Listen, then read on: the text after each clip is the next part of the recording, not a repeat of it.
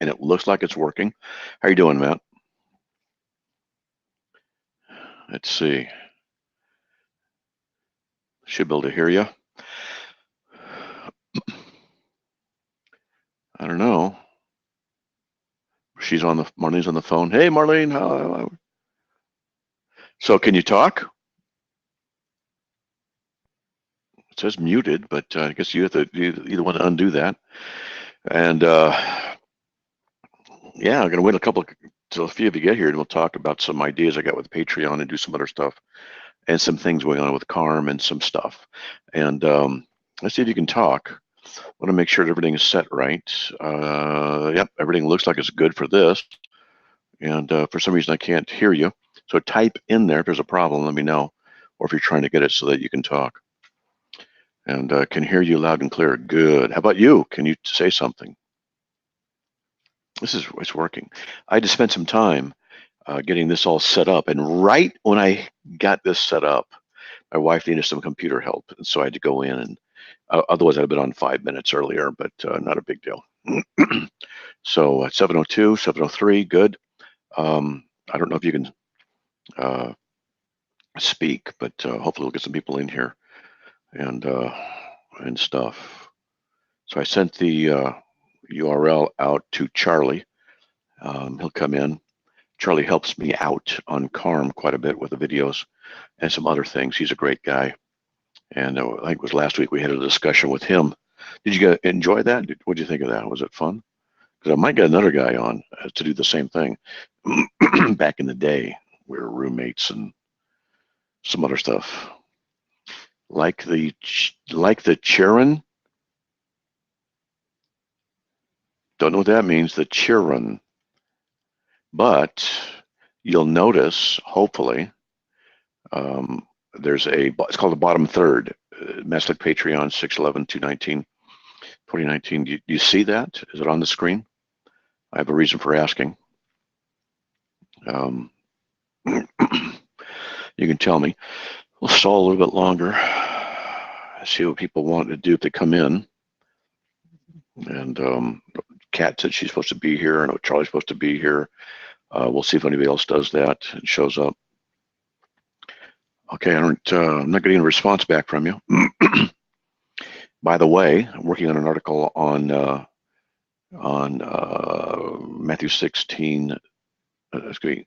Matthew 6:13, where the Pope changed the wording. Lead us not into temptation. I'm doing an article on that and getting into the theology of what was going on. Why the Pope really shouldn't do what he was doing there. It's a bad move on his part. It is. I'm going to put this fan on. These little fans, I take them with me when I go traveling. Harold, make some noise. They're really loud. I got to take it apart and see if I can undo that crinkling sound. It's really loud. But I put some 2C size batteries in here, and I can pack this thing up really nicely, put it in a suitcase, and be at a hotel or something like that, and just have a small fan on me, which is really nice when I travel. And so I just turn this baby on, and these C batteries on this thing, man, it lasts like a couple, 3 months. It was really impressive. So that's good. It's blowing some good cool air on me. All right. So give me another comment in there if you hear me okay. And if you see the bottom third, can you hear me now? that's like Patreon, the wording. I'll tell you why, what happened, how come I got that going. I've tried that for months to try and get it work, and I did something accidentally, and I'll tell you what that was. Can you guys even hear me? Don't even know if anybody's here. So yes. If you're not here, what I will do is share the screen and start talking about the article I'm going to be writing. Actually, I've started to write on. Oh boy! Whoa! On to the screen. Hi, Matt. Off the phone, like the Chiron. I know what that means. What does it mean? The Chiron. Can you? However, let me take. I'll do this. I'm gonna. How come people aren't coming in? They're kind of unusual. That's all right. What I'm gonna do is test this. Get the URL and watch, and yeah, it shows up. I like that, Matchstick Patreon. I could not get that. It's called the bottom third. I could not get that going.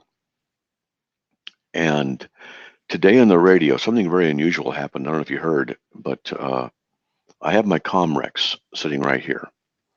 And here, this is the Comrex. Okay, it's that device right there, all the dials. And here we go. Get that back going. And so, I'll flip it on. It's hooked up to the internet, and then what I'll do is turn the volume down, turn the audio up a little bit. So we do a sound check, and then I pull it towards me, and maybe I flipped a switch with my fingertip. I don't think so.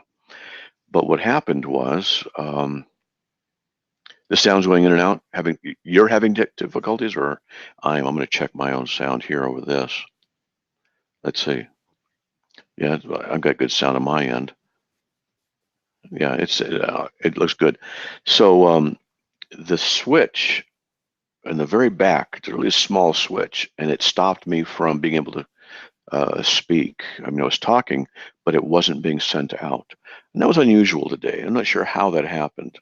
Logically, it would be that I adjusted this thing, but normally I grab it from the side and do that and adjust the Comrex for arm reach. So I can take a dial and I can turn it up, I can turn it down. If I cough, I just turn it down and turn it right back into position. My fingertips feel.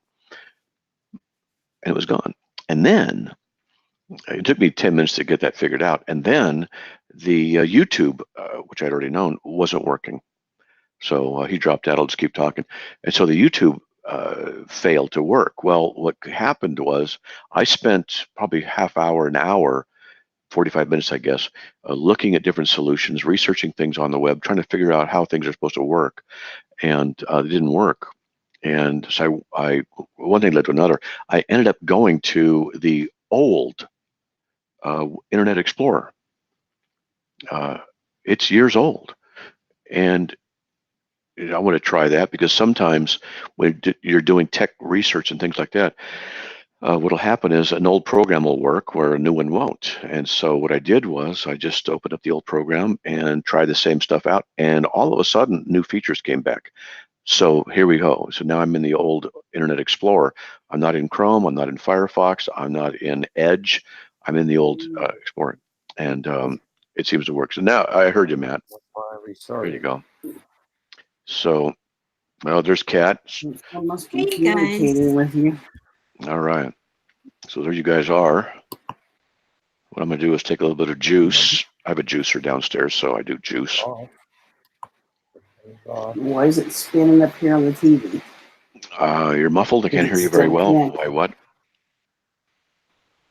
What's that? You can type things out, too. Someone who tried to speak was a little muffled. And I am curious to see if you can see the bottom third, the Matchstick Patreon and the date there in the blue bar. It's a new feature. Hey, good. If you can, and I see you typing in there. So if you can just let me know that you see it, that'd be great. I see it. I'd like to know. I'm using the old browser. And I only got 2 people watching right now. We got some stuff I'm going to talk to you guys about and ask some. You see it? Good. Excellent. What I'm going to do is, I think we have talked about it a little bit before about doing Patreon a little bit differently. And I'm a few weeks away from doing that. I got some ideas on how to expand and have people like what it is I'm doing. Where before, and I'm in YT to help boost ratings. Okay, good. And what I did before was I would sit and do a video for 15, 20 minutes and just talk about a topic, and then I'd shut it down and I would go do something else. And people seem to like that. And then we started doing the dialogue where people like to come in and do a little bit of topic on something and then things, and people seem to like that, and others did or didn't. So what I'm thinking about doing, and I think I mentioned this before, is I'm researching drones and see if I can get enough to get a drone with a camera, because I want to go out there and start doing some different kinds of, it's called B-roll. And then I want to not sit and do videos, but I want to stand in the other room, the video room, and have the cameras on me and have it all set up a certain way, and start doing videos in a different style of me teaching, moving, and things like that. And then I'll take the video and then edit it, and then putting in different graphics and things like that, just to be a little bit more engaging, and then upload it for Patreon. It wouldn't be a live chat at this point. And then what I was thinking about doing is maybe once a month having a live chat if people wanted to come in and interact with any of the videos that I'd already done. So that's what we were talking about. No problem, Matt. So I'm thinking about doing that kind of a thing, and I ran into some roadblocks. One is I can't find the stands for the cameras. Everything's moved down to the garage. I'm not able to get them, and we'd have no idea where they are. But the stands are like $140 each. They're really good. They're designed for the cameras I've got. They're $2,500 cameras. I got them, years ago, and I'm able to do all the research. I was going to do all the filming, do all the stuff with the setup and the whole bit, and get it going. And once it's in place, I can do things pretty quickly. So that's one of the things I'm talking about, or thinking about doing, to try and make it more engaging. Particularly since, and I'll let you guys know what happened. I think Kat already knows. Matt, I don't know if you do know, but I got threatened with being fired off of CARM, and about 3 weeks ago. And what had been happening, hey Jason, what had been happening is I've been becoming more and more dissatisfied with the direction that the CARM board had been going. And the reason the CARM board existed was for me to be able to be set free, to be able to do the things that I do best: reading, writing, research. And I'm going to fill you in what happened: reading, writing, research, radio, and things like that. And because we're a 501c3 organization, there are certain laws. And I'll tell you, don't ever go 501c3. Just don't. You can at all help it. I don't care. You get tax benefits. It's a lot of pillakia, a lot of big trouble. And so we have a board of directors, and so the board was there. I wouldn't be on the board. They would run things, and they would just set me free. That means I had to trust the board, because that means you have certain legal rights and powers, which no big deal. All godly men, I don't have to worry about anything. Well, that's never going to happen again. And so we got some guys on a couple of years ago. Now, on June 6th, 3 years ago, the CARM server crashed. We were at 90,000 page views a day. We're down to about 30 right now. And you can just edged down over the months. It's very, very disconcerting. All the work that I put in, all the work I've done, we lost a lot of credibility. We lost stuff because Google looks at code, looks at server time, looks at various things. The broken Drupal CMS, content management system, the broken CMS Drupal, though we got it limping along to survive, has caused a deterioration in our SEO, search engine optimization, or our search engine placement. Our SEO, just the common vernacular short term, our SEO has suffered. And so we've needed to get a website repaired. 5 members on the board of directors. One of them is very well off. He paid tens of thousands of dollars to have a new website developed by another member of the board, and that took better part of a year, or 9 months or something like that. Ridiculous amount of time, being very patient, and then when it was delivered, it was a piece of crap. And I mean crap. The code behind it, bad. I can go in and in and in. I'm not going to say any details. This might be a legal document later. Who knows what will happen, but I'm just going to be very generic. I'm not accusing them of anything malicious at all. They're godly men. I mean, I don't doubt that at all. But let's just say that when tens of thousands of dollars is spent on a website and it turns out not to be of any real value, can't release it, we had experts look at it and say it was no good. And I have the documentation, what they said, comments, the whole bit. All right. So the number one guy on the CARM boards, it was doing business with the other guy, from what I understand, the web guy, and of course, I'm livid about the waste of money and time and the whole bit, and the suffering that I've had to go through, and the damage to Carm's reputation and SEO value and things like this. And so it's been going on for a long time. And this was about the time when my wife was having heart failure, and we had to go through open heart surgery. So you can imagine the stressors that I was under, and a great deal of stress. She went under surgery, and I think it was a month or two after that's when they released the site, and it turned out to be a piece of crap. And so I'm taking care of my wife, trying to take care of Carm. I'm not even on the board anymore. I don't have any say in what goes on. And now I'm starting to really be suspicious and really be resentful of the disparity of, so to speak, power. Not that I want to be power hungry. I don't. I have no problem with people being over me in the board, do what they want to do, but they need to follow the direction that I set, because I'm the author, I'm the guy who founded it, etc. And the direction was, get the website fixed. This is not rocket science. And I was told that the website was not a priority by the number one guy. Well, that made me mad, and it's very disconcerting, of course. And so I had a lot of trouble dealing with this, because the Carm is the website. You can't say it's not a priority, and you can't then have the guy who developed the website not pay us back. Instead, the number one guy said to the number two guy, "Hey, fix it." And I said, we can't trust him to fix the site. And he said, no, that's what his decision is, that he wants to go back to the guy who screwed up our site, the new build, and have him fix it. I said, he's incompetent. I mean, the stuff that was done, incompetence. I can't trust him to be able to do a good job. And I said, no, that's what he decides. I had to bite the bullet. So you can see we're getting a war going on here of conflict. I trusted these guys to lead, not screw things up. And now they're screwing things up, and that's what I believe, because the direction of Carm needs to be taken care of. You don't waste tens of thousands of dollars. And then the guy on the board did that, and then he stays on the board. And the other guy is working with them and friends with them. It doesn't hold his feet to the fire, and this is just ridiculous stuff. It was just ridiculous. Just still aggravates me. But I was trying to submit to the leadership that was in place. There's this issue of God, being in control, and governments and officials and things like that. And so I was doing my best to try and just kind of handle everything.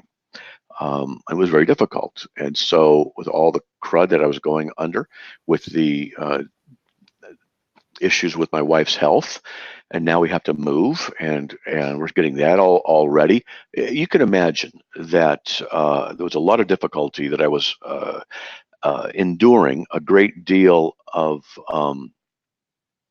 let's see, I'm looking for some documentation on something. I guess it's not there. Okay, I'll find it some other place. And there's a lot of other things. There's an app that we use, or a program we use, that costs hundreds of dollars a month that we don't use nearly to its full potential. We cannot justify using the Lord's resources for it. And I've been saying for 2 years we need to get rid of it. The board says, no, and keep using it. We'll eventually use it to the right thing. No, we're losing money. You don't do this kind of a thing. It's not a good use of the Lord's money and the people who support us. So more problems. The store needed to be fixed. Doesn't get fixed. My wife had to go figure things out, how to do things. It was just getting bad. So now we're having conflicts, and now the board thinks that I'm a little bit overreactionary, and I'm going, no, I'm not. You guys are blowing it. And so this all came down. Oh, there's another factor. I'm just telling you all this stuff, right? There's a factor where I just thought of some other stuff I got to do.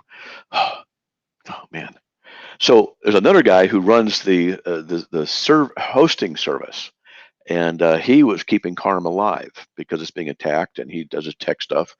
Well, he and the number one guy in Carm's position now are in conflict. There's a whole backstory about that. We'll get into it. And so I'm in between, trying to negotiate, trying to work and balance things. And I'm not on the board, and I can't make decisions. I have to go talk to this. It's just, And less and less I'm working on articles because I'm more and more frustrated and feeling as though I'm powerless and helpless at direct harm, and now I don't trust the board. And I'm having to just bite the bullet this whole time. I mean, for a year. So let's just say that things got worse and worse. And now, having said that, I've skipped a lot of details, but you get the general gist. So we had a meeting 3 weeks ago, 3.5 weeks ago, with the number one guy and on the board of directors guy, and a few other people and myself. It's our weekly meeting, and he said he wanted me to talk to the number one guy. Said he wanted me to talk to so and so, the server guy. I said, you talk to him. You figure it out. Now I know why they don't want to talk, and I know what the issues are, and I know that the server company doesn't want to deal with him, and there's reasons behind for that. But I don't want to be caught in the middle. You guys are grown-ups. Work it out. You're supposed to be Christians. Work it out. Both of you Christians, work it out. You guys figure it out. He didn't like me saying this. And I was raising my voice. My wife was listening, and she goes, you were raising your voice. I go, I was. She goes, yes, you were. So I'm owning that. I was frustrated, and this has been going on for well over a year, and the status of CARM and everything else and all the, it's so frustrating. And so I said, you work it out. You talk to him. I'm tired of being your middleman. You won't talk to me. Blah, blah, blah. I go, it's not my problem. You got to figure it out. And he got mad. He said, this all came down to this. He said, I don't want you talking to this person about CARM unless I'm present, or there'll be consequences. I said, I'm on the phone, right? It's a phone meeting. And I go, consequences? What consequences? And he said, termination. And I hung up the phone right there. And this guy on the board threatened to fire me from CARM. Well, let's just say that I was rather agitated about this, and that this was very upsetting to me. The frustrations, the threat, very, very agitated about it. Let's just put it that way, for about 2 hours. Hi, Melissa. And so I talked to my wife. I talked to a couple of people, friends I trust, about everything. They said, calm down, don't do anything, don't say anything. I said, I'm not saying anything official. I'm not writing any emails. I'm not doing anything, not talking to any, but the whole bit, I'm just, so another person had a conversation with this guy who threatened me. Now, the guy 2 days later, either that night or 2 days later, I forgot what it was, emailed me and apologized. He shouldn't have done that. He shouldn't have said that. And you're right, he shouldn't. And he said, please forgive. And now I'm struggling with that, a whole other issue, because I want to forgive, of course, and do, but how can I trust him anymore? This balance, what do you do? Forgive, well, let's go on, let's continue the same way. I can't trust him now, because he threatened to fire me because he couldn't get along with somebody else, and I'm holding his feet to the fire. You take care of it, right? You do that. You threaten me. No, man, you can't dissolve it. It's a whole other thing. I talked to a lawyer for an hour about all of this, and so my other acquaintance talked to the main number one guy in CARM, and I talked to him about all of this. And then they had a conversation. And one of the things is, I own the CARM.org domain. It's in my name, and I can shut the site down. I can do whatever I want with it. All I can do is click. I know how to do it. I can shut it down. And they know that. And the board also knows I'm not giving it up. And they could do whatever they want. I'm not giving it up. It's not happening. And that's my ace in the hole. And so they know that. And if they were to fire me, I'd say, okay, fine. I shut CARM down and say, this is my domain. You got to pay me rent to use it. It'll be equivalent to my salary that I was getting. It'll be that kind of a thing. Just so because I got a wife who needs medical attention, open heart surgery. We went to the doctor today. She has, they thought another broken vertebra. She doesn't. It's just that the one that she does have that's broken, a new broken vertebra that she had from a week ago, week and a half ago is worse. So in 2 days, we have to go in for another back surgery on her. So I get up at dark 30 and take her down to the doctor. I mean, this is our life. We go to the doctor a lot. And so when he threatened to fire me, that means all medical insurance, that means everything is gone. That means he's threatening my wife's health, her well-being. I take this seriously, right? So I'm not talking to this guy anymore. You know, we're having a problem. And can imagine how they could begin to replace me. That's a whole other issue. I'll get to that. And so I keep interrupting my own story. So this guy talked to the guy who threatened me this way after he apologized, but and knew that I owned the CARM domain. And the same guy who threatened me said to him, conveyed it back to me. My friend goes, "You know what he said? That he could change the password on the CARM domain, either the domain or the CARM site or something." I'm like, "What?" So I considered that a second threat. Now he couldn't, because I own all the stuff and everything's password protected. He couldn't, but he thought he could. And the idea was to lock me out of the CARM site, domain, whatever it is. Yeah. I was agitated again, let's just say. Well, I talked to another member of the board of directors, and talked to two of them, actually, and I've stated, I said, look, I can't work with him. He needs to go. Period. That's it. He goes or I go, basically what I said. And if I go, I'm going to have to start another ministry.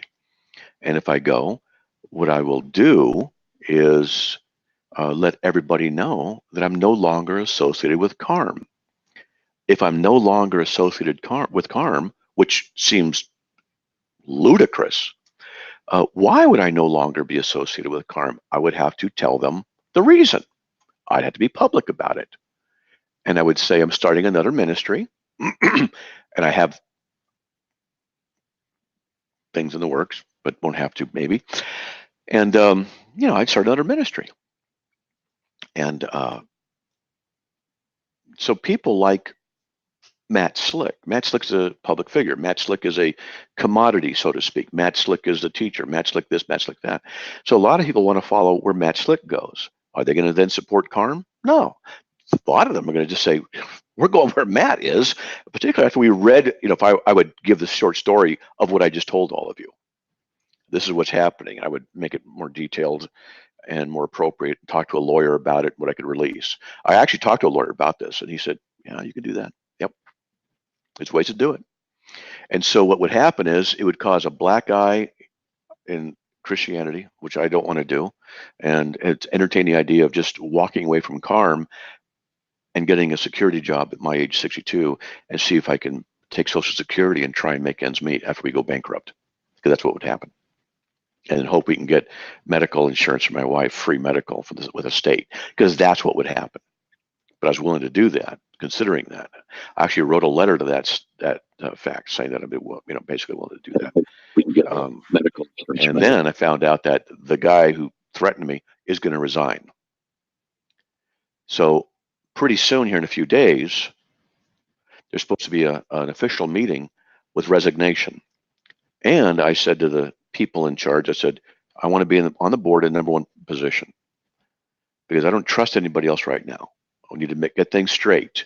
And then what we'll do is work it so that CARM can be given over to somebody else later on. Because, hey, I'm 62. Come on. We need to have it go on without me. That's the whole purpose. That's the whole idea. I don't mind that. Have somebody else take it over. That's good. And but when I see everything that's happened to CARM the way it happened for the past 2 years with the guys in charge and my struggles with it, I became very, very not suspicious. Nobody did anything morally wrong on purpose. I'm not accusing anybody of that. They're all good guys. They are. It's just, I just think that there's levels of incompetence that were achieved, and I haven't even told you all of it. And Charlie Spine knows all of it because we've been friends for 40 years, and or however long, 35, 40, whatever. And so we talked, and I've let him know a lot of what's going on. Stuff I haven't told you guys. I could if you guys want more details, but whatever. So yeah, voted no confidence in the whole bit. And how's that work? So he's going to have to leave, because if I leave, Carm's destroyed. What do they got? Who'd want to, So, and the lawyer even said that. He goes, they can fire you, but to do that would be to destroy the ministry, because you are the ministry. I go, yeah, I know. We don't have a public figure face to replace me yet. I've got somebody in mind. I want to do that, but it's just not happening right now. And yeah, and it's you're right. Matchlick is Carm, and please understand, I'm not trying to say it like, hey, look at me. It's not what it is. It's just Matchlick is Carm. I mean, it's what it is. And so this is what's been going on for the past few weeks that I've had to deal with, in addition to getting the house ready to move and dealing with my wife's health, using a walker, broken vertebra, cracked ribs. I can see the difference from 1 year ago. Her scoliosis has significantly increased. I'm having to do, all the stuff, chores around the house. She can actually drive herself a little bit now, but only through a drive-through to pick something up, because a pair of steering. She can do that if she takes it easy. That set me free a little bit. She can pick up a few things and do a couple things. But that's how it is now. And so I've been under an incredible amount of stress and stuff for about a year and a half, 2 years. And I mean stress. And my face is broken out. Here, look. His face is broken out, we think, from the stress.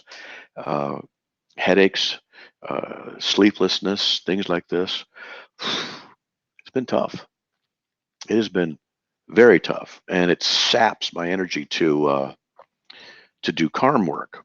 So what I've been doing is answering emails, voicemails, doing research on the legality of Carm and what I can do. Spent a lot of time doing that. It's all Carm related, so I can do that. I'm not any particular hours. I've worked 70-hour weeks, 60, 70-hour weeks for 20 years. So I figure I got some, vacation time I can kind of slip into a little bit. And oh yeah, depression, bouts of depression. I'm not really susceptible to depression, but I could tell when it was starting to get to me, and I would have to take breaks and things like that. And so the stress has just been tremendous, and stuff. So what I did was, I think Kat knows, I started working on a science fiction novel in the evenings. And normally where I'd work till 10 o'clock on Carm, I said, after 6 o'clock or whatever, I go, I'm done. And I'd take a break, go watch TV, then go work on a novel for 1 to 2 hours a day. And it's good release. And I finished it 2 nights ago. I finished it. And so now I'm going to be editing and just going through that. So I do that in the evenings also. And so check the blood pressure. I don't want to check my blood pressure. I don't want to, because I'm going to find out it's high. But I should. But I need to go back to the gym, and it sapped my energy even to go to the gym and work out, and you start eating badly because of it. Yeah, better than kicking the walls. That's right. So I'm going to need some test readers here in about a week, because it's only 53,000 words, which is a full-blown novel, but on the short end of a full novel, and it's bigger than a novella, so it's a novel. And I'll need some people to test read and stuff, just to see if it flows, because it's in my head so much. I know everything. Does it flow for a new reader, though? And so you have to kind of convince me you can do it. I would send you the files, and then you would, in Word, write comments in red or something like that, so I could, and stuff like that. But tell me how to. If you don't know how to edit, that's okay. You could just be a reader and go, yeah, I liked it. It was fun. Or, it made sense, because I didn't get this one part, and that's fine too. So this is about the man that shoots a sound wave into space and is destroying a planet. No, that's a different story. that wasn't destroying a planet. This is about, if you want, I can read it. Just to do it, I can read you the first chapter if you guys want, and see how it sounds. But first reading publicly, but I could do that if you want. But if not, no big deal. And you can see what you think. But it's not about that. It's about something else. So, at any rate. So that's what's been going on in my life. That is what's been going on in my life. Yeah, have your teen read it. How old is your teen? Well, if most people want me to read a chapter, it's only going to take a few minutes. It's just 2 pages, 2 or 3 pages. I can do it. If not, no big deal. I know a teacher, I refuse to write to them because they are so picky. Okay. Yeah, my daughter. So anyway,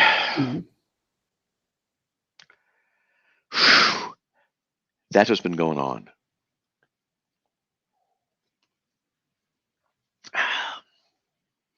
So now what do you want to talk about?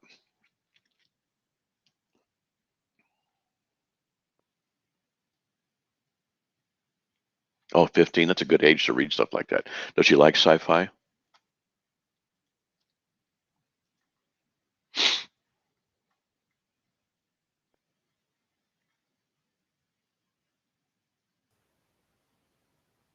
Oh, wow, good. Okay, she'd be a good one to read. Get a young mind. My Aspie baby. Oh, cool. You like sci-fi? Okay. My 15. I'll tell you what, just for fun, let me read you the opening first half a page. See what you guys think. Sound good? We can talk about something else. No big deal.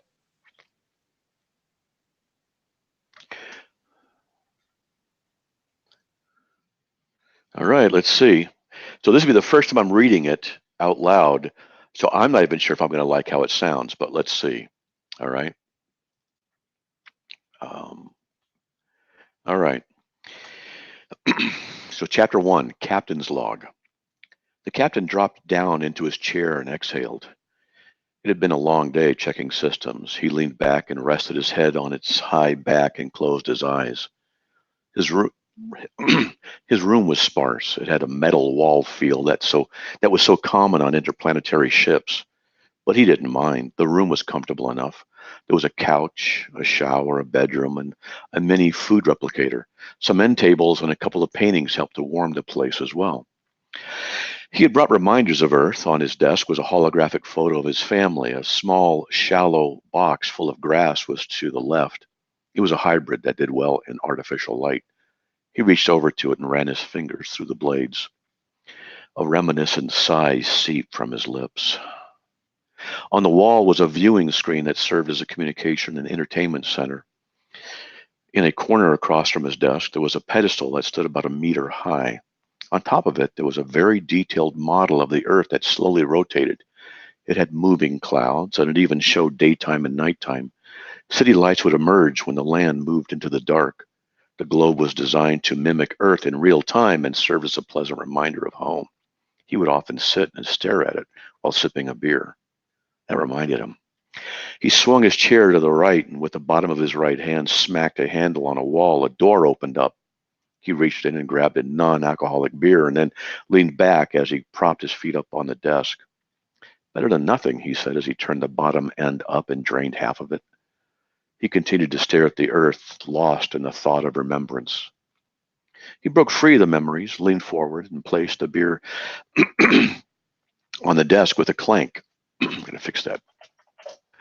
Janice? Yes, Captain. Begin first video log. Yes, Captain. He scooted the beer out of view. The dates automatically showed up on the view screen, which showed his rather enlarged face staring into the camera on the wall. So that's how it opens, and then I go into things he says as recorded for the video. And then that's where we introduce the issue, the thing. That's the catch.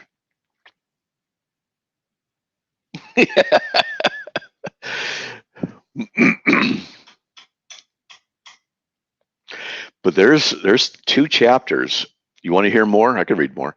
There's 2 chapters which are really difficult to describe. And I'm curious to see if people can understand what I'm saying. Okay, I'll read some more then. Here goes. So the dates automatically showed up on the view screen, which showed his rather enlarged face staring into the camera on the wall. August 7, 2158. We woke from hypersleep 3 days ago. It took a few hours to get rid of the shakes, then 2 days to verify the ship's systems. Janice, including Janice, 2 days to verify that the ship's systems, including Janice, were operational. The doc says we're all in good shape, so as requested by the shrinks back on Earth, I'm beginning these logs. We've been closing in on the Drake system. I still can't believe it. 22 light years from Earth. Subspace tunneling is great. We made it in only 14 months. The Drake's sun is a distant speck, and we expect to be there in another month. Traveling through the darkness of space leaves us feeling like we're moving, or we're not moving, but we know we are. Janice keeps us informed on our progress. We have 37 days and 8 hours until we reach Dracus. Looking forward to it. Anyway, besides the routine checks, routine shifts, routine everything, we're all doing well. Just a little bored. Boring is good. Nothing more to report. Captain out. Next date, August 8th, 2158. The crew has been trying to stay busy by checking systems. They could do it in their sleep. There isn't much left to prep. There we go. They're highly trained and anxious to get to work. That'll happen soon enough when we land on Dracus. 36 days isn't that long to wait, but the good news is they're getting excited. Oh, I almost forgot. Janice reported that the Cascade will pass within 2 million kilometers of a previously unmapped small stellar cloud. No course adjustment needed. Captain out. August 9th, 2158. Excitement. A cooling valve broke in the engine room, froze for half a second before releasing. Janice let us know, and the whole crew went to check it out. It took 7 minutes for Finn to fix it. Exciting times. A stuck valve that took 7 minutes out of our day. Yep, pretty exciting stuff. One comment on the stellar cloud, Janice can't make any sense of it. When I asked her for a guess, she said it was something like a gas cloud, but that it doesn't fit standard specifications for typical formation. She had a technical term for it, something to do with an anomalous stellar phenomena, but all we just all call it now the cloud. The crew started to pool on what it is. Janice will be the impartial judge. I put 100 credits in. My guess is that it's a disintegrating comet. Anyway, we'll see. Captain out. August 10th, 2158. Poker. Finn, the Doc, and Oleg got into a poker game. She cleaned them out. She's gloating a bit and saying that along with the extra credits from the cloud pool, she'll be sitting pretty. Of course, there's really no point in having extra credits out here, at least not until we get back home. But the real value is in rubbing it in. It's all good-natured fun. Finn and Oleg take it well and have been returning a few jabs at her, something about her hair. I'm staying out of it. By the way, Janice reported that the cloud is intriguing. It is actually the word she used, intriguing. Since when does an AI use the word intriguing? I guess the AI specialist back home programmed her with some non-technical terms for us Neanderthals. Anyway, when I asked for more details, she just said that, excuse me, she just said she would run some more scans when we got closer. We are pretty far out. At least the crew has something to talk about that is outside the normal routine of the day. I guess intriguing is good. Captain out. August 11th, 2158. Nothing of significance to report. All systems normal. Our second physical checkups show that we're all in good health. When I asked Janice about the cloud, she said she's still surveying and collating. Needless to say, everyone is mildly curious about it. Janice is a J12 AI, the best there is. So with the crew's occasional mockery of her extrapolative ignorance, it's been amusing. It has been an amusing distraction. Captain out. August 13th, 2158. I skipped my daily log for yesterday because of something extraordinary. Janice told us that we needed to make a very slight course correction due to another unmapped object, a rogue asteroid. It's small and its gravity was just enough to affect our course, even though it would be negligible. Not a big deal. But the concern, or should I say the shock, was that after we made the course correction, Janice reported that the cloud seemed to move as well. That was a bit of a surprise to us all, but somehow I don't think it surprised Janice, though I didn't pursue her on it. Anyway, I'm having her keep an eye on it. The good thing is that it's giving us all something to talk about. Captain out. August 14th, 2158. At Janice's request, I okayed another very minor course correction. She said she wanted to see if the cloud modified its position. After about an hour, she said it slowly changed its trajectory. Trajectory meant it was moving. So I had Janice do 2 more course corrections 2 hours apart. Sure enough, the cloud adjusted its course each time. I let the crew know about it. Now, we are the ones who are intrigued and a little worried. After all, we're trillions of kilometers from Earth. So we have to be extra careful and alert. After all, we're out here alone. So the crew pressed Janice for more data, but she didn't have anything to add.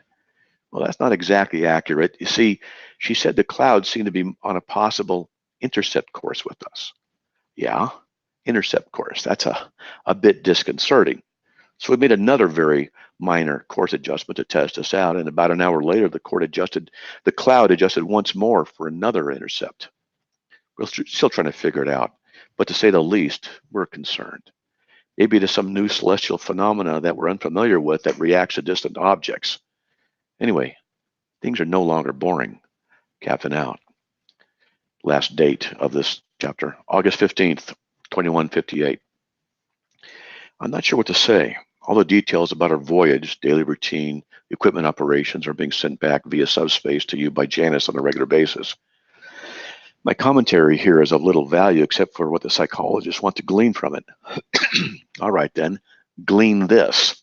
I'm worried. The cloud is not only on an intercept course, it's accelerating. It's unusual and a little nerve-wracking. Everyone is apprehensive, and rightfully so. Finn pressed Janice for a guess on what it is. She just repeated that it was an anomaly and that she was watching it. Half joking, Finn asked Janice if it was alive. Janice said that the evidence suggests that it was alive. Crap. That caught us all off guard. We have not known Janice to be wrong about anything. So if it's alive, what is it? And why is it heading toward us? I've ordered a meeting in the Situation Room tomorrow to discuss it. Captain out. That's the first chapter.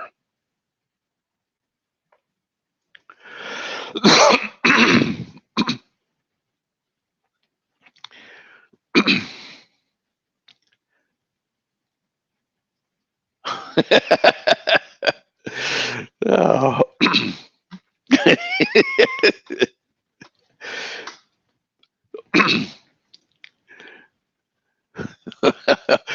Oh, you wait. It gets, let's just say things get desperate. Very desperate. And so working in slowly, and it just builds and builds and builds and continues to go and go and go and builds. Tension builds and builds and builds up to the very, very end.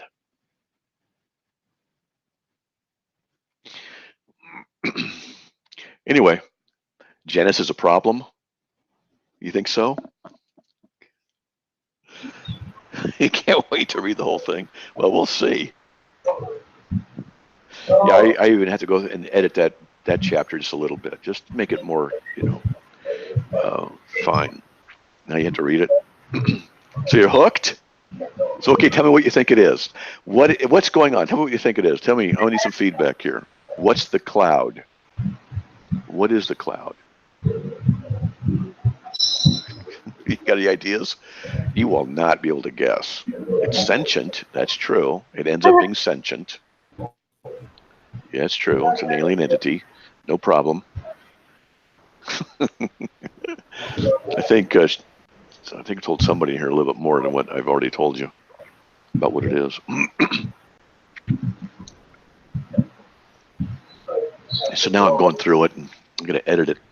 What I'll probably do is edit it in the next week, go through the whole thing, and then give it to a couple people to edit, because I have to.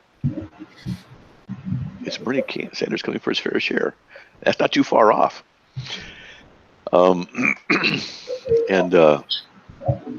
Then what I'll do is I'll give it to a couple people, and I got to go to Utah and do some ministry work for Utah for a few days. So I'll come back and I'll pick it up again and start editing again. And when I think it's ready, I'm going to publish it. Hey, Sebastian. Hey, Matt. How you doing? So there you go. All right.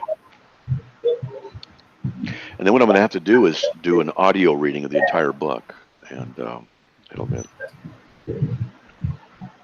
I can't hear anybody. I should turn my mic up.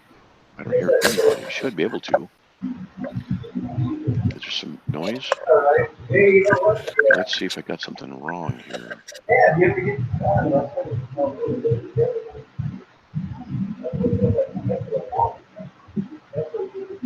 Okay. How about someone say something? 1, 2, 3. Wow, I don't hear anybody. I heard somebody count. I just counted 1, 2, Okay. 3. I heard Sebastian count till 3. Yes, sir. You're good at math. That's about it. Oh man, problems. Hello there. Let's see. Output, input. It should be right there. This should work. You sound fine, Matt. Hello. Hey. Can you guys hear me? Yes. I can. Okay, well, how about someone say something? Okay. How about you, Sebastian? Hello. Here's Melissa. John 3:16. Hello. I don't hear anything. Why is it I can't hear anything? Everything should be working fine. Actually, wait. I muted Melissa checking, because she had an open mic, but now I hear her. Okay, that's just bizarre. Oh, I am muted myself. Turn this up. You can now say something. Hello. Hello. 1, 2, 3. Nope. Hello. Oh, let me try Howdy, this setting. howdy. At least I'm thankful to know Nope, that that's- it's not my try it mic now. that was wonky earlier. Can anyone hear me? Okay, that is so stinking weird.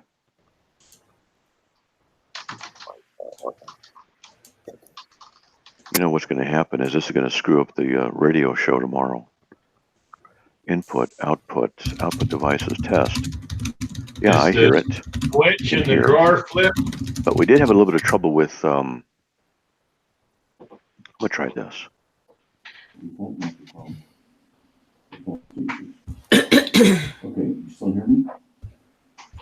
Wow, you're way muffled now. Yeah.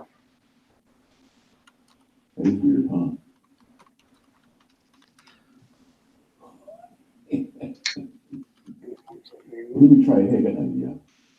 No, don't have that. Don't have the. Oh man. Can you hear me now?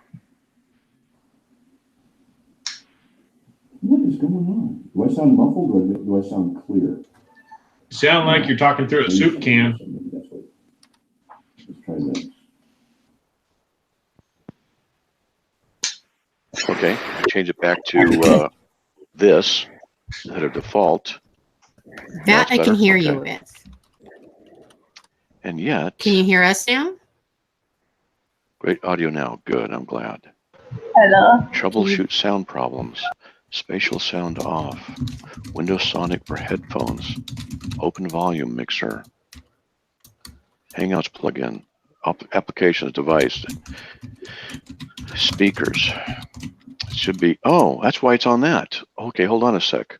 That's weird. Why would it be there? Now say something. Something. Something. Oh, come on. Nothing? Oh, my gravy. You can't hear us. Okay, so let's That's make this just- an that's exciting not show right. for him Hold on a sec. and just talk about him. Row, row your boat. Okay. No, we start line a after, different- right? Look at camp. Wireless thing. Let's Wireless. Yeah, Hello. Hello. like Jason said, it's Janice. She did it. I'll put everything on there. Now we're just playing around, so it's wasting time. All right, so speakers is here. That's weird. And you guys want to say something? Go ahead. Sure. What about your ear now? Speakers. What the heck? I seem to be able to hear everyone very well. Okay, output. Let's try this. Now say something. Okay, we're saying something. At least I am. Okay, Hello? let's try.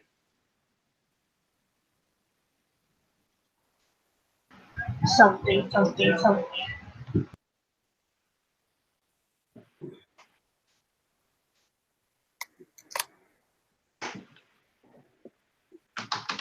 Check one. Check, check, check.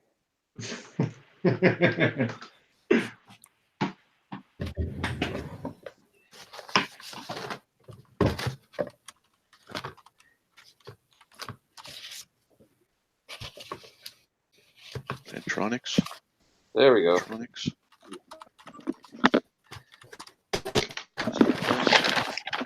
Okay, how about now? Can you hear me?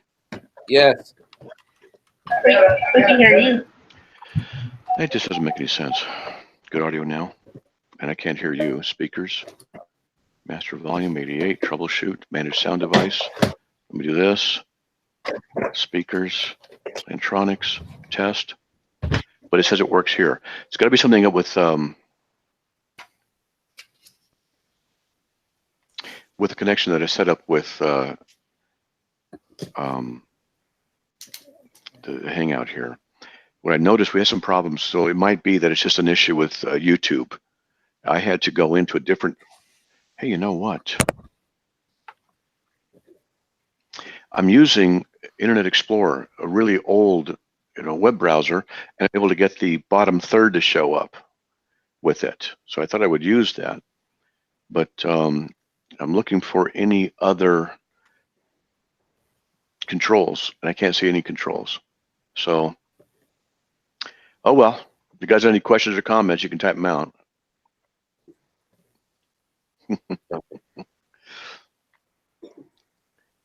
Cameraman, Charlie, I don't know if anybody has any admin ability. They can go in.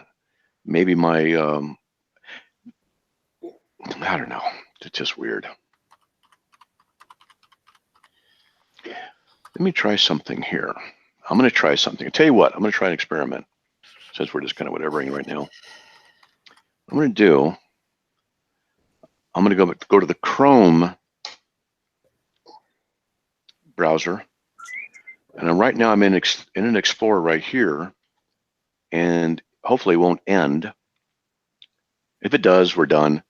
But I'm going to switch coming over to different browser. Here goes. All right, now I hear people. Now there's two of you. Now there's two of me. Hello. Hello. Hello, So it has to do with the hello. browser. Oh, they should figure that out. Yeah. Hangout only likes Chrome. What's that? Hangouts only likes Chrome. I've tried to use Safari on my Mac, and it only seems to work in Chrome. Yeah, well, I couldn't get it to work on Chrome earlier today, so I tried Explorer. Ooh, now you're echoing. Let me see. Turn this off. That should be better. Can you hear me now? Yes. Okay. Whew. I literally have an Explorer up. That's what I'm feeding into, and kind of, I don't know what I'm doing. I like the Chiron though. The graphics on the bottom. Oh, you're born and raised in Carlsbad. I used to live in Escondido, just off the 78 there at the end of I the miss 78. it. Well, But I don't. let's see. I'm going to try this. No, I guess it doesn't really matter. I can't. Yeah. Anyway, trying to get it to work right and trying to get the bottom third to work. And in Chrome, I still don't have all the controls I wanted to have from the other browser. Oh well, that's what it is. Well, thank you for tonight. Okay. Hope you enjoyed it. Man, it's just weird. Yeah. The tech has been a problem lately. We'll keep you in our prayers. Thanks. And hopefully what's going to happen with the board, they're going to excavate and get rid of some stuff. And then I need to get in and slowly clean house a little bit and get things back in a proper condition, and then work it so that we can eventually, over the next few years, bring somebody on board.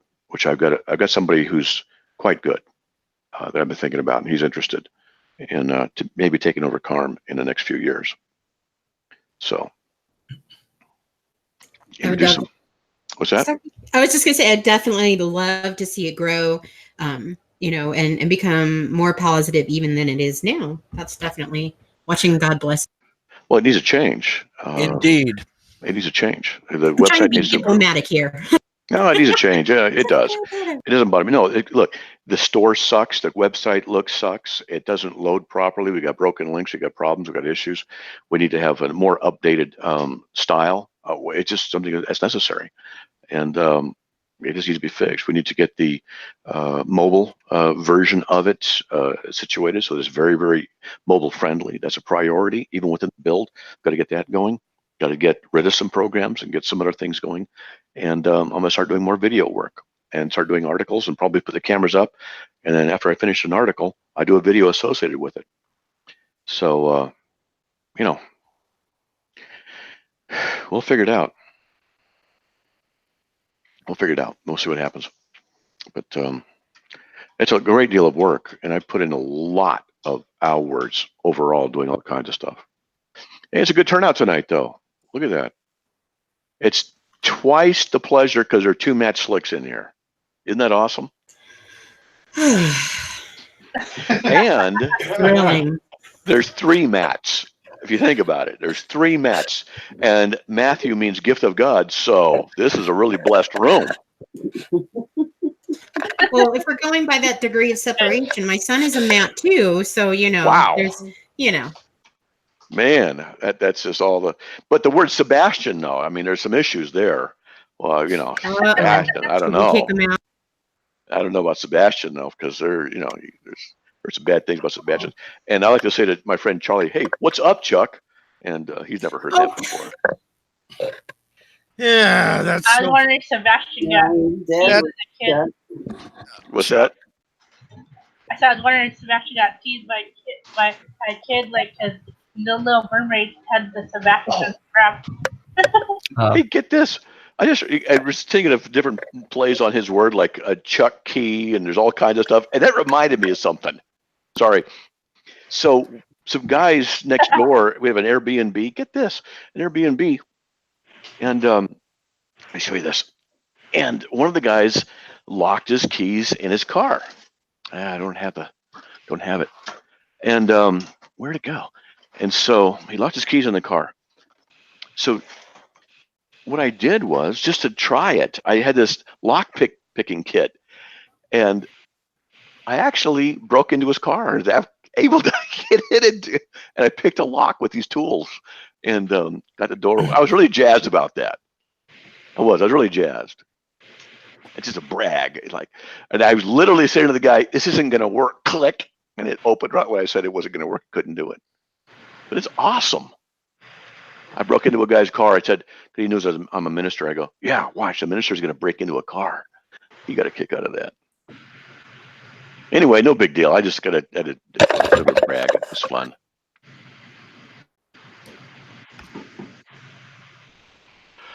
Well, I have a question, Matt.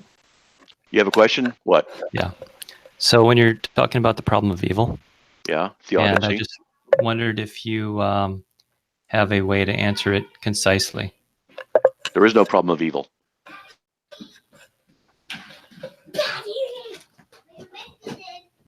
Hello. Say hi. Hi. Hi. Aw, This is Bella. hi. Their daughters. Yeah. Can I just be a girl for a second here and say I'm loving that name combination because it's like a Disney. We have Sebastian, the Crabby Under the Sea. Yeah. We have Belle. What's your other daughter's name? What's your name? Oh, Emma. Emma. That's somewhere. I know that's like a sister or something in one of the movies. I have to remember now. No, you're Little thinking Mermaid? of Beautiful Anna and names though. Elsa. I think you're thinking of Anna and Elsa. Maybe. No, not Anna. There's an Emma somewhere, and I have to think now where she Maybe is. Little Mermaid. It could be. There's So a Matt, lot when of you say there is no daughters. evil, do you mean like from their worldview standpoint? Oh, I'm sorry. What? I thought you were talking. So when you say there is no evil, you mean from I didn't the say that. atheistic worldview? I said, they said the problem of evil. I said, there is no problem. And notice I stopped. An atheist is the one who's going to talk about that. Christians generally don't, but sometimes they do. So I always want to know who's the source of the one talking. I mean, who's the person talking? If it's an atheist, I'll say, I don't have a problem with evil. You do. Because an atheist doesn't have any way to know what evil is. It's just something he doesn't like. Then I'm going to ask him to define what evil is and how he knows what evil is. You got a problem. In order for you to say something to me is evil, you have to come into my worldview. And the only thing that can define what evil is that which is contrary to the will and character of God. So what you're doing is you're using my terminology, my viewpoint to say, what about this? But you can't do it from your perspective. So you're inconsistent. If they say, well, why would God allow evil? For his glory. To show how bad it is. And in that evil, he brought the Redeemer in. And if you don't receive that Redeemer and trust in him, you're going to go to the bad place where those evildoers deserve to go.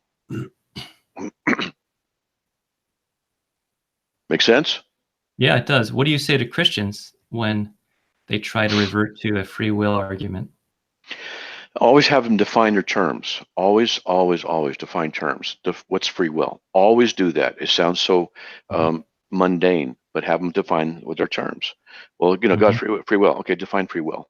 Well, the ability to make choices. Well, my cat has free will then. My cat makes choices, The fish in the aquarium makes choices. No. A person makes choices. Okay, then everybody has free will? Yeah. Okay. I'm done talking, right? I want them to keep talking. I want them to keep putting more and more out there because they have an improper worldview, an improper idea. And so when I often will come up short on purpose because I want to see them to continue. If they're not going to continue, then fine, we're done. But generally what they'll do is they'll go, well, you're not making any sense. Why am I not making any sense? What is free will? You said it's just the ability to make choices. And I said, now I could tackle that if you want. But if that's what your definition is, do you want me to tackle that definition to see if it makes any sense and is coherent? Or are you satisfied with that and you don't care? If you don't care, we're done with the conversation. And that's okay. But if you do care, then there's some other issues you have to learn about what the true nature of free will is. Different kinds, different types, conditions that support it, etc. And what it is by definition. And then I have ways of opening the conversation and showing them that they don't understand what free will really is. People have these ideas of what free will is. You can just make any choice you want. Really? Well, I agree. You can make it. Free will is the ability to make any choice you want to make. And they go, well, you're a Calvinist. You can't believe that. I can't, but I do. So why can't I if I'm a Calvinist? Now what I'm doing is asking them to expose their understandings of various doctrines. We get into that as a sidetrack into Calvinism. But if they want to go back to the problem of evil, and then we talk about what the nature of evil can only be understood in relationship to the character of God. We talk about the free will issue. I'm going to ask them, why does free will bear into the issue of evil? They're drawing a connection and conclusion of some sort, which is why they're asking the question. So I will then ask them what that connection is. Why are you bringing up free will and evil? It's always a case of digging. When someone is coming to you, they're standing on something. And what I like to do is give people the tools, the shovel, the jackhammer, the pick, and say, start digging. Because if you just meet someone on their level, on that same foundation, then how do you know the foundation is a true foundation? You got to start digging down. So you back up a few feet, take an assessment, find out where to start digging. And you start hammering at the foundation. If it chips away easily, hey, there's a problem. If it's solid, you'll find out. But the only way it could be solid is if it's based on Christian principles. If it's not solid, it'll fall apart. But you have to know where to apply the logic issues, the logic hammers. And you got to get in there and start asking questions. And that's what the question is. It's like saying, well, that crack in that foundation over there, why are you standing over it? Seem to hide it. Is that what you're doing? You know, you ask questions about what a person is believing, what they're doing, why they're saying what they're saying. There's reasons for it. You got to dig down and find out. So when I ask questions, it's not just a pedantic kind of immature little, why say that? Why say that? Why say that? No, I'm trying to discover. And once I get enough information, then I start the reverse. Once I've asked enough questions and I deduce where they are, then I start saying, well, okay, now I understand what you're saying. Here's a problem. Here's another issue. And then start putting it together. But you thought this because of that and that. That's why I do. People have spoken psychologically. They're ready to have someone else speak. I want to honestly understand what they say. So therefore, I'll diagnose. You've got to diagnose before you can cure. That's how you have to behave. And apologetics is like that. It's, you know, look at the foundations, but it's also finding out what ails them. And what to do. To do that, you have to ask questions. Find out where their theological sickness is, their logical sickness is, and then administer the cure, which is always biblical truth. That's why you got to know what you believe. You have to know your doctrines really well. So back to free will. There's libertarian free will. There's compatibilist free will. Then you get into the issues of the differences, similarities. There's hard libertarianism, which is, in my opinion, basically synonymous with compatibilism. And you have strong and weak compatibilist views. You got this and that. You got to ask them, do you know about this? No, you don't. Well, let's talk about these things and what the nature of free will is. And after a while, they can start seeing problems in their questions. Oh, I get what you're saying now. Yeah, that's right. And then you go into Jesus having free will. Yeah, but he was predestined to do things by God, yet he had free will.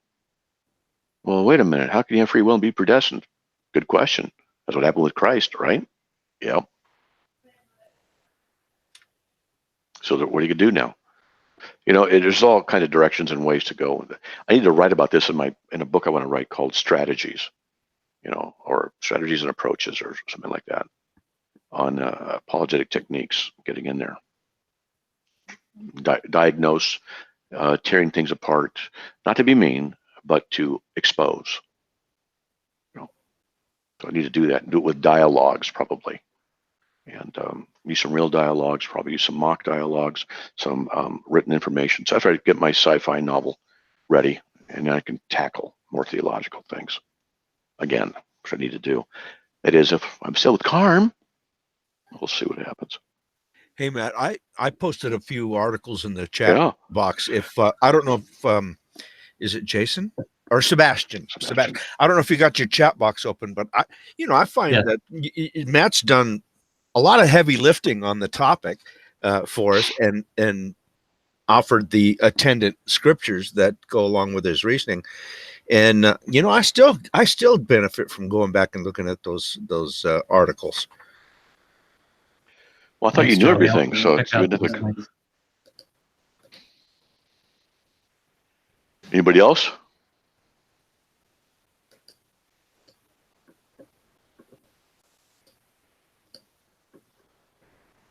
No? Okay.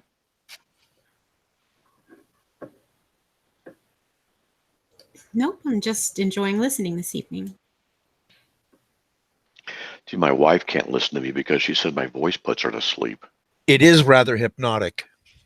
Oh. Well, we have a fan over there.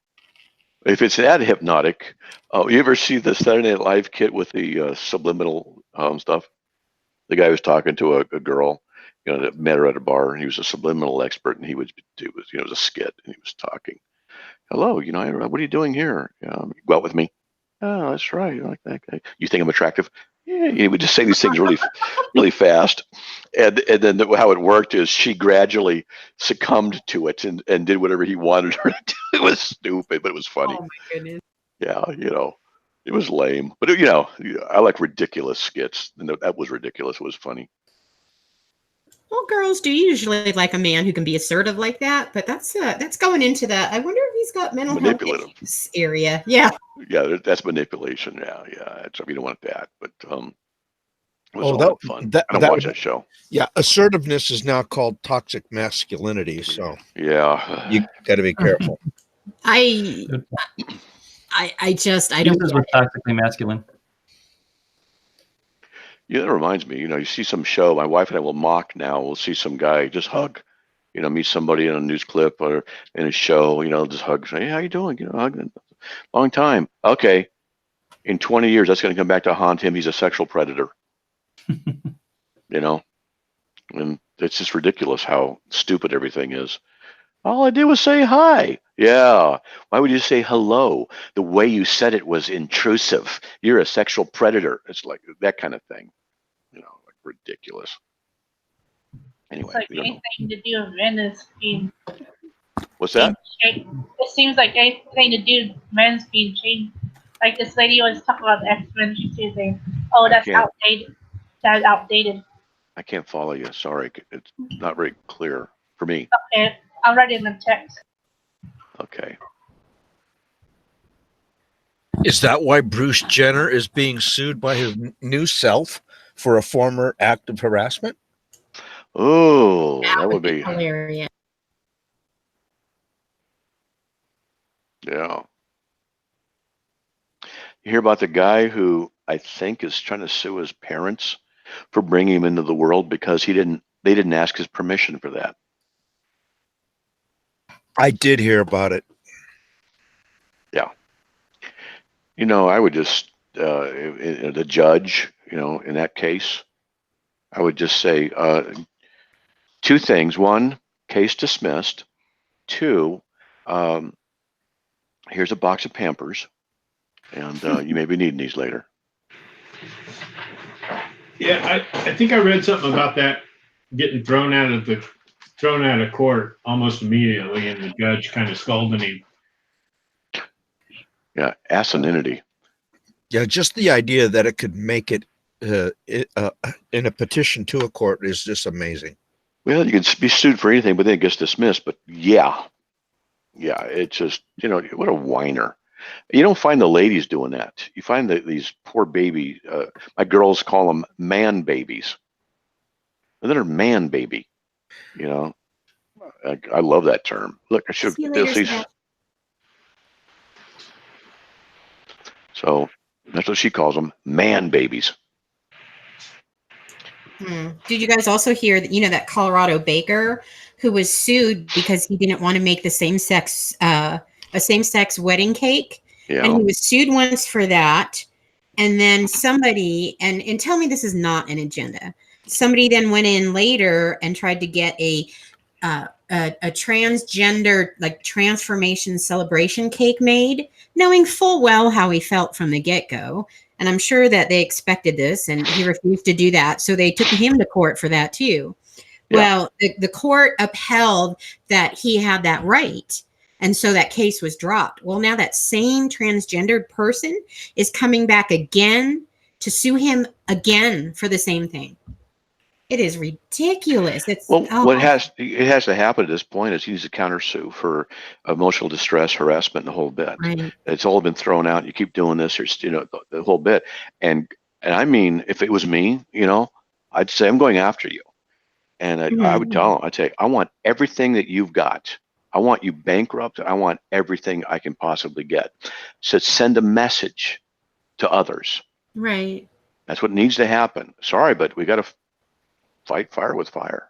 Yeah, years ago there used to be laws on the books for if the state did it or a corporate entity, it was malicious prosecution. Yeah. Or if a private citizen was to do that, they'd call it abusive process, and you could sue them for all your costs. Yeah. But I don't know, if they still have laws like that on the books that make sense. Well, ridiculous. What's that? Did you see my chat text? Oh, it seems like anything men is being something bad, like the X-Men lady said, is outdated. I can understand your question. It seems like anything men is being something bad. like the new X-Men, the lady said, is outdated. I sorry, don't Yeah, understand. it's like anything that's to do with a man is being like saying like it's bad. Like they have Captain Marvel, they have the X-Men. The lady saying that the X-Men name is outdated. Should be, I guess, X-Woman they want now. Well, I heard that the last one with the X-Men one is not doing well because there's a female something. Yeah, the guy said it's called Said what? It's really hard to understand you. You're waiver modulated. That's what it is. Can you hear me now? Say something.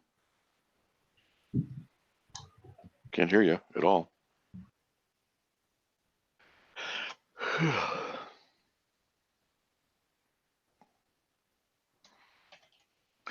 Anyway, men are under attack, that's for sure. They are.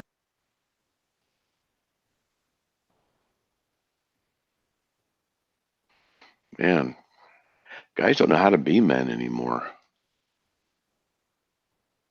Well, because all the feminists are the ones that are beating that out of them. Oh, you have to be sensitive.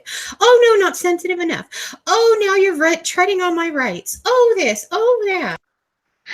Yeah. Yeah, it's sad, but it's true. That's what's happening. Yeah.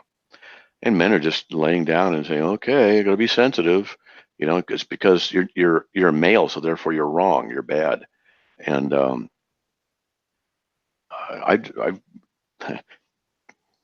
my mom was like that. She grew up in the, oh yes, she grew up in the Depression, and her mom was sick, and their dad left the family during the Depression. She said at one point she had to literally go out into the field to look for food by looking at weeds and plants that they could grow. So she had a lot of resentment, a lot of anger built up. And let's just say I grew up with it. And took years to, so to speak, get over it, but not all of it. You know, you can't get rid of everything. And, you know, to accept, hey, it's okay to be male. It's okay to be a guy. Because she would say very derogatory things about maleness. And she had 3 sons. So, you know. Oh, wow. Yeah. So, yeah, it can be a real issue. Anyway, yeah, so men don't know how to be men. And like I said before, when my wife gave me one of the best compliments when she said to me, there's no femininity in you. Yeah, I go, good. You know, it's not that femininity's bad. It's just, hey, that's for girls. Right. You know? Men can be sensitive in their man ways. Right. You know, there's nothing, you know. Yeah, I'm sensitive. I'm sensitive. I get irritated really fast if you don't, you know, say how great I am. I'm sensitive. Well, the problem is they can't tell the boys from the girls anymore. There's that issue too. Let's not go down that road. It's all subjective. Mm-hmm. It is. And that's the whole going back to the Bible, where the roles and responsibilities were very well defined in there. But that means if we're going to go to the Bible, we might have to believe in Christianity and God. And we certainly don't want that. So we've got to kind of smear all that up and just go down the path of sin and begin normalizing everything. And so it's just a systematic, I'd want to say cleansing of Christianity, but it's really a systematic filthying of the world. Yes, it is. Yeah, it is. Yep, and men have got to stand up. You know, you hear me on the radio say this. I'll say, men in the church, I got to stand up and start being men. Start acting like men. Stop being babies. You know, politely, firmly. Just say, no, that's not how it's going to be here. We're not going to put up with women pastors and elders. And, you know, you can cry outside in the parking lot. I don't care. Create little tents with a ton of Kleenex, sponsored by Kleenex. Yeah, here you go. It's all right. And that's just for the wimpy guys. We had a foreign exchange student from Japan, and she told me that the boys there, what she was telling was scary. She said that they weren't masculine. She said they are concerned with their hair and how they look, and they're thin and slender looking. They're effeminate, and that's how they are. The young boys. She says she didn't like it. I'm like, okay. You know, Well, you don't have to worry about me being a slave to fashion. that's for sure. Did you see what I wrote? It's called Dark Phoenix. Oh yeah, this one guy who watched it from YouTube said it was a bad story. My grandma grew up in depression, and she liked it to have a lot of shoes when she could afford them when she was older. I thought about seeing it more out of curiosity about why it's a failure, but they said it has done the worst of all of them. And it's not to say that a woman can't be a good superhero and all that kind of stuff, but apparently it's feministic or something, and the guys just want to go see it, and the guys are getting tired. That reminds me, speaking of idiocy, did you hear what California is doing with the illegals? Oh, that's probably a whole number of different options we could choose from there. Which one? They are putting Yeah, I know $100 million forward to pay for the medical insurance and care for illegal immigrants. Oh yeah, that wouldn't surprise me. I live here. That makes me want to cry. You know, I'm all for helping people in need. You know, if they come across here and they're sick, okay, we can help them. Right. But to be proactive and things like that for people who are not respectful of the laws in our country already, just to get in, you know, for whatever reason, we have all these families, children, vets, everything on our streets that could use that health care. Where was that money beforehand for them? Uh-huh. Well, it's not used, and it's not intended for that. It's to advertise to get more people to come across the border, because the goal is to change the demographic of voters. Oh yeah. Yeah, I believe. So Jason, where do you live in California? Bakersfield. Okay. Yeah, I lived in Orange County for a while, in Ontario for a while, San Diego, Riverside County. Very familiar with those. And, you know, I mean, I would speak Spanish a lot down there for obvious reasons.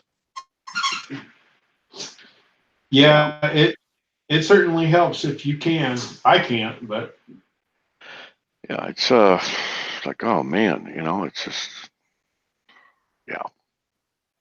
Yeah, well, what are you gonna do? Yeah, they want to be Democrats. That's what they want. Oh yeah. Well, they're gonna go on. I'm sorry. No, it's a plot. well, yeah, and they have unbelievable homeless problem in LA, the Bay Area, this, and there's not a dime going for those stuff.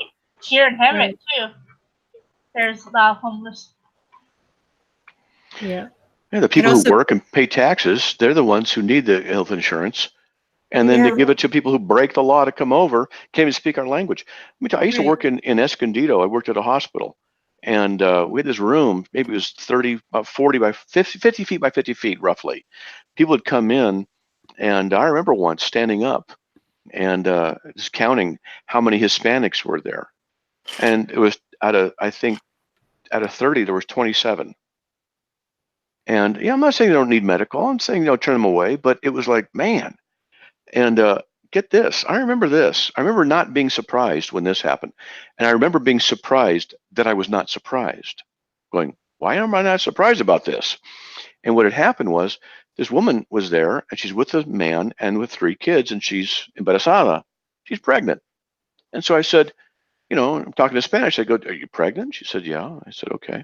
What's your last name? What's this? What's that? Got the information. I said, are you married? Talking to her. Are you married? She said, yes. I said, to who? And she said, him. I learned. I said, are you legally married to him? And she said, no. I said, who's your legal husband? She said, his name. Where is he? I don't know where he is. Okay. Are you pregnant? Yes. It was obvious. You pregnant? Yes. Okay. Is he the father? Yes. Okay. Is he the father of that child? No. Is he the father of this child? No. Is he the father of that child? No. I did this once. I'm not supposed to do this kind of thing, but I did. Is the same father? Is the same father for each of the children? She said, no. And I said, do you speak English? She goes, no. How long have you been in a country? She said, 8 years. And then I said to her, what's your religion? You know, because we're supposed to ask that. It's part of the stuff, you know. Religion? She said Catholic. And I just gave her a look. And she flinched a little, you know, squirmed because she knew. It was serious, seriously. And I remember going, yeah, this is normal. That's what was happening in San Diego. They're coming over, and that made me mad. And so I had a real hard time with that. And so then when I started seeing Hispanics, I started going, yeah, they're just here to abuse our system, you know, when they'd come in. And I was getting pretty jaded. I have to admit it. Then this one man comes in, Hispanic guy, and you know, doesn't speak English. And you know, what's your last name? Look up his account. He had a $20 bill in his hand. And I thought, okay, he had a $20 bill because he's been forced by some collection thing or whatever to come in and pay a $20 bill, just something. And I was pretty negative. I was. And got tired of this after 2 years of seeing this, you know, and the abuse. And so I said, what's your last name? And, you know, what's your, you know, this and that, and looked up his account. And every single week, screen after screen, page, I went back, every week, $20. And I went, okay. I said, that's okay. See, I don't know what this guy had done. I don't know what his problem was, but he was in every week, didn't have a whole bunch, but he was paying $20. He was a man of honor. You know, I had a lot of respect for him. Yeah. If he'd never paid it back, okay. But you're doing something, not just taking the system, advantage of the system and disappearing. So it was a lot of experiences down there. Sorry, but we're being invaded. When I was pregnant with my daughter, this is 15 years ago, my husband was working in construction at the time, and he was doing piecework, stair cutting. So he didn't have an insurance program through who he worked. It was, you know, we just didn't have insurance at that point. And so I went to the community clinic that was there for prenatal care and whatnot. And, you know, it was really difficult to be put on the Medi-Cal that was out there. I just wanted it for the pregnancy. It was so hard because you had to do these classes that were like introductory orientation type classes, but they couldn't find people who could do it in English. And they seemed very frustrated with me. And waiting rooms, you talk about, you know, you would have people talking about how they can't wait until we go back to the old country and have old country money like Mexico has and things like that. And, you know, it was definitely frustrating. But the one that got me the most was further down along, you know, we have that opportunity to take Lamaze. And my husband had never been able to had never attended Lamaze before, Lamaze class. And we thought that'd be a great, you know, building, you know, bonding thing. And so I asked the woman, you know, do you guys have the classes here? And she says, we do. And I said, well, I'd like to take that. And she goes, oh, okay. And she signs me up, tells me when it's going to be and when it starts. And then she stops. She goes, I didn't know that your husband was Mexican. And I go, oh, he's not. And she gives me this confused look. Well, then why are you taking Lamaze? I said, because he's never experienced this. This is my second child. And, you know, I thought that'd be great for him. And she goes, but does he speak Spanish? And at the time he didn't. And it just turns out that they had no Lamaze programs. There's no programs for English speakers in America. And, you know, they had different programs that were set up for Spanish speakers. They had, even for the kids who were going along with this, my son was like 8 at the time. There's this empty fish tank that had papers with names, and you're supposed to fish out a name, and then that's your pen pal. So every time your mom comes in, you can bring a letter for your pen pal and try, you know, it's just a cute thing. And my son wanted to do that. Well, he wasn't able to. He wasn't allowed to because he doesn't speak Spanish, and none of them spoke English. I know in school, my son started reporting at the age of 8, started telling me, oh, I got pulled out for testing today. And I'm like, what kind of testing? This, I got no notice of this. And after a couple of days, I finally went in and I said, why is my son being pulled for testing? You know, you've notified me of nothing. It's testing all of his stuff. This is not a school-wide, statewide test. What is this? And it turns out it was the ESL program. They were pulling the Hispanic, the ESL students for testing, as well as they were selecting white kids, pardon the bluntness of it, but white kids who spoke no Spanish to test because that raised the average of the ESL classes there, and they got more funding from the state that way. and I pulled my son from school. Teachers were telling us at orientation and stuff, parent night, they're like, listen, I'm going to be honest with you guys. Your kids are getting the basic. They were frustrated. Your kids are getting the basic because all of our effort is going into the ESL students, because we just need to make sure with the no child left behind, they need to make sure that the ESL kids are getting to that level they need to be. And that gets their entire focus, because at home for their homework, the families didn't speak English, so they couldn't provide the support needed for the homework. And so, all our kids are losing out on all the great extracurricular programs, really great teaching opportunities. And so, yeah, it does get frustrating. Yeah. And then when California had a movement for private schools and had the public funds be used for private schools, the Dems shut it down quickly because it was a power play issue. Mm-hmm. Man, I do not want to go back to California. Yeah, I miss it, but I don't. In my part of town, they shipped in people who were from, like, I think LA. They shipped them over here, the homeless over here. I think they got paid for it too. The city. Yeah, that's what they're doing. They're doing that all over California. They're rounding them up and giving them bus tickets and transporting them through, like, Greyhound bus and busing them to other cities within California. That's what I've heard. Okay. And there's a real homeless population problem in LA and Frisco, and in Seattle, it's a problem too. It's in every Democratic stronghold. Yeah. Is where you're seeing this, where jobs are being threatened, where they're chasing out companies with regulation. You're seeing it in Seattle and, in the Bay Area. There's nothing for these people to do. They're chasing the companies away, and they end up losing everything. Then they raise taxes because companies are leaving, or they penalize them. Yeah, the new thing now is if a company, I think they're trying to get that through the state legislature right now, is if a company leaves California, and also if you sell your home and move to another state, they're trying to get it so you have to pay a penalty in tax back to California. Yeah, I've heard about that. Yeah. Yeah. Well, someone suggested that they take these people and ship them to sanctuary cities, and they cried like a stuck pig at those sanctuary cities when that was suggested. Why would that be a problem? Oh, of course. Why would it be a problem? I mean, they're sanctuary cities, but no, they said that was a no-go.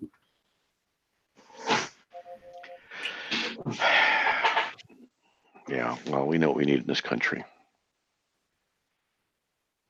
Jesus, something awful. Boy, do we.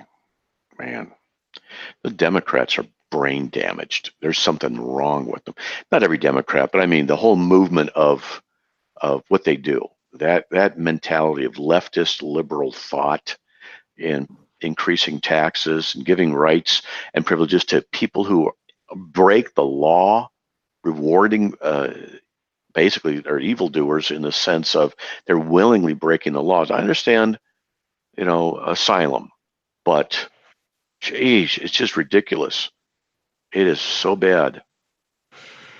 But we don't typically grant asylum from countries like Mexico because they don't meet the definition, right? They're not living under an oppressed government. They're not fleeing terrorism, But to hear that in the media, they act like everyone who's coming across the border is an asylum seeker, and they're not. Right. Yeah, California is in bad shape. Yeah, we're actively trying to get out of here. We just can't take it anymore, and the cost of living is so ridiculous. Yeah, Idaho's great. Everybody's moving to Idaho from California. Seriously. Well, I'm gonna stay away because in about 10 years it's going to be just like California. Yeah, that's what's going to happen. And I've seen Bernie stickers on cars and stuff, but they're always young people who've been brainwashed by the schools into socialistic thought. Yeah. Yeah, my son was a Bernie supporter in college until he started getting a regular paycheck, and then that kind of went out the window when he saw how much the federal government takes out of his check. That's a real quick cure. Right. Yeah. Yeah. Man.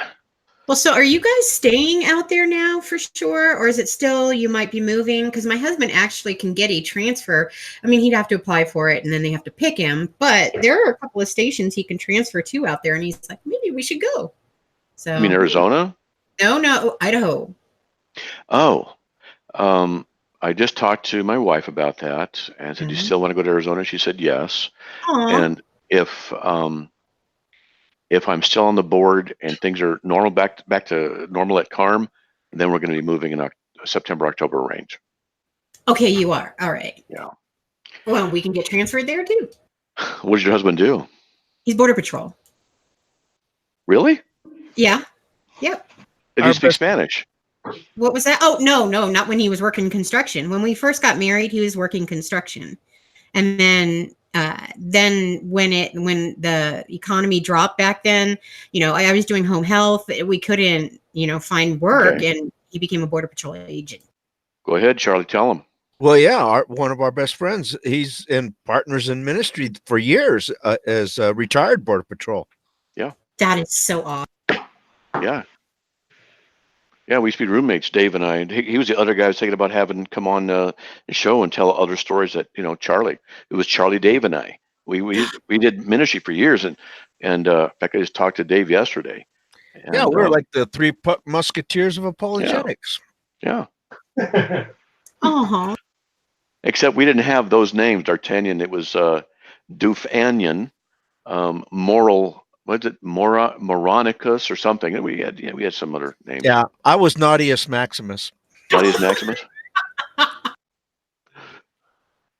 think I was Annoyingest Maximus. I think that's what I was. But yeah, that's what my wife says. But yeah, anyway, that's the plan, is still go down there in September, October, but you never know what's going to happen. I want to move too. Get out of Spokane? Well, yeah, run away from my family. Just me and Deb want to run away. That makes sense. Let's create a Christian apologetic commune. There you go.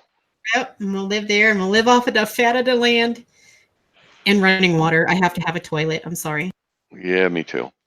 But yeah, we don't know what's going to happen, where we're going to go to Arizona and how it's going to work. I don't know. I mean, there are people who want to, it's scary to me. It is that people want to move to where I'm going to go. And if I started a church, people said they would move, like that would last probably 3 weeks until they found out this wasn't a great idea. Matt's okay on the radio, but in real life, okay, that's why Charlie lives so far away. Well, we just discovered that Debbie is like 6 times over the limit for being allergic to wheat, and we're living in the wheat belt up here in Washington. She has allergy to wheat now? That's what it said. That's so far the quickest turnaround on the tests has been that result, and we're waiting for the rest of the results. But 45 years ago, she had asthma that almost killed her, and it's only flared itself up in the past couple of years, and it's really becoming threatening to her. Neek, same thing. Her asthma is coming back. See, Arizona sounds like the place to be. Yeah. And you keep forgetting, Matt, that ego, that humble ego of yours. We're not moving for you. We're moving for you sharing the word. We're moving for God. And I don't know. I just can understand what you teach. So you can understand? I can understand. Sometimes I don't understand other teachers. So, it's just, I guess the price is having to just listen to you more. Ugh, whatever. Yeah, we'd be moving for God, not you. Yeah, that's what people tell me. The reason I help CARM is because of what God's doing through me. They go, "You're an idiot, but God's using you." So we're, I go, "Okay, well, I can buy that one. That doesn't bother me. It's true, Once we meet face to face, I can call you an idiot. At this point, I'm just going to be respectful. That's what my wife does. She calls me, idiot. Well, she has every right to. Yeah, when I do something annoying, And like sometimes I'll walk up behind. I don't do it anymore because I don't want her to flinch and hurt herself. But I'll walk up behind her and just stand there. She turns around. She goes, eh! She goes, and she'll say, stupid, you know, or she'll say jerk. And I'll start jerking. She goes, would you stop that? Well, you said jerk. Oh, I was just doing what you said, you know. And well, I don't call you that kind of thing, Matt, because I don't want to risk having to apologize to authentic idiots. that's right. That is so true. Oh, that one needs aloe vera. Oh, I like that. That one needs aloe vera. That's a good comeback. I like that. I like that one. That's good. That one needs aloe vera. That's good. Hey, I like that. I love little quick phrases like that. That's fun. Oh, man. The dork in me comes out if we hang out for long periods of time. Oh, I think you and Anique would get along. You'd like her. She's I would love to meet her. she's a sweetie, but poor girl, you know, she's just got a lot on her plate. And I'm still dropping hints about getting her on the radio, and hopefully she will. And you know. Well, she definitely has a fan in me. Yeah, she's got a lot of people who really support her. When people are coming over to help, you know, pack, I think it's because they loved her and wanted to see me go. I remember years ago when you did have her on the radio. She did a wonderful job. She presented herself very well, and I just don't see why she would see any reason to be anxious about doing that. I mean, she's great. Yeah, she did a really good job, and you know, the child rearing and stuff like that. She did a great job. Yep. So, oh well, but you know, that's what it is. So. Oh well, look, almost 9 o'clock.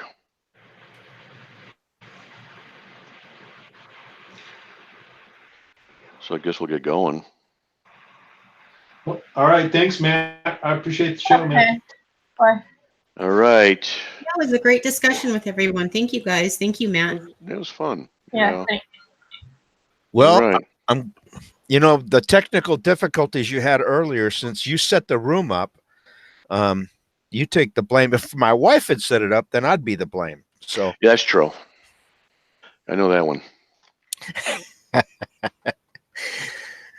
All right, you guys. Friend. All right, God bless. I like everybody in here. I want you to know, you guys, I don't have time to write notes back and forth to you sometimes, but you bless me with your participation. You really do.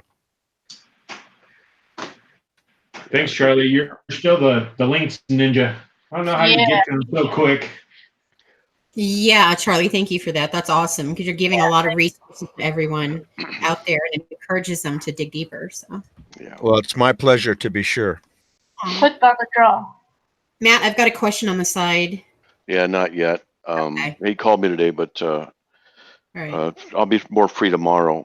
Wednesday got, you know, and then Thursday got to take Anique to the hospital for surgery. Okay. So they don't, you know, we'll see. But yeah, tell them we'll lab. Do you want it to be just mono? Do you want to go pop into Discord and I can be there, or whatever you want? I don't know. What do you think? Oh, I don't know. It's just doesn't matter.